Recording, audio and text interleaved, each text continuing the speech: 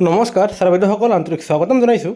পুৰণি পেঞ্চন আঁচনি কেতিয়া প্ৰযোজ্য হ'ব সেই লৈ শেহতীয়া খবৰ প্ৰকাশ পাইছে আৰু আমি পোনে পোনে আপোনালোকৰ সময় নলোৱাকৈ সেই খবৰটো শ্বেয়াৰ কৰিবলৈ ওলাইছোঁ। ছাৰ বাইদেউসকল, পুৰণি পেঞ্চন কেতিয়া প্ৰৱৰ্তন কৰা হ'ব সেই সম্পৰ্কে ৰাষ্ট্ৰীয় পৰ্যায়ৰ চেনেল এয়া চাওক।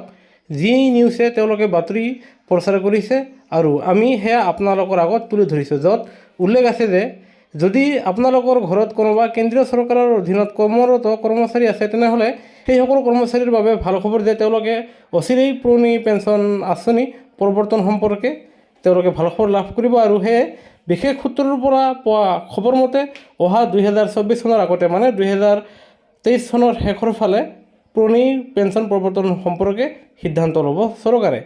এই ক্ষেত্ৰত মন কৰিবলগীয়া কথা যে চৰকাৰে কৰ্মচাৰীৰ পুৰণি পেঞ্চন আঁচনি প্ৰৱৰ্তন সম্পৰ্কে যি দাবী আছে সেয়া আইন মন্ত্ৰালয়ক সোধা হৈছিল যে কোনবোৰ বিভাগে প্ৰথমে OPSৰ সুবিধা লাভ কৰিব। এই ক্ষেত্ৰত মন্ত্ৰালয়ে বিশেষ উত্তৰ দিব পৰা নাই। আনহাতে ইয়াৰ আগতে যোৱা সংসদৰ অধিৱেশনত বিত্ত ৰাজ্যমন্ত্ৰী ভাগৱত কৰাদে তেওঁ মানা কৰিছিল যে চৰকাৰে পুৰণি পেঞ্চন আঁচনি প্ৰৱৰ্তন নকৰিব।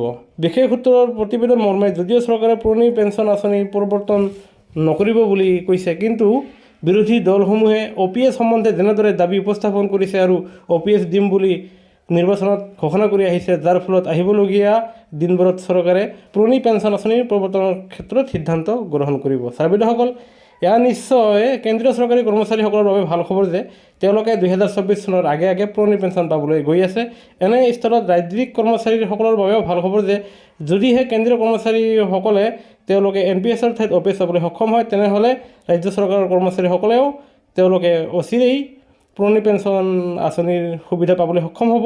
সেয়েহে এই দৰকাৰী ভিডিঅ'টো আপোনালোকৰ আন বন্ধু বান্ধৱীলৈ শ্বেয়াৰ কৰিব। আনহাতে চৰকাৰী কৰ্মচাৰী আৰু পেঞ্চনাৰসকলৰ লগত জড়িত শেহতীয়া খবৰসমূহ তথ্য আকাৰে পাবলৈ আমাৰ চেনেলটো ছাবস্ক্ৰাইব কৰিবলৈ নাপাহৰিব। ভিডিঅ'টো চোৱাৰ বাবে ধন্যবাদ।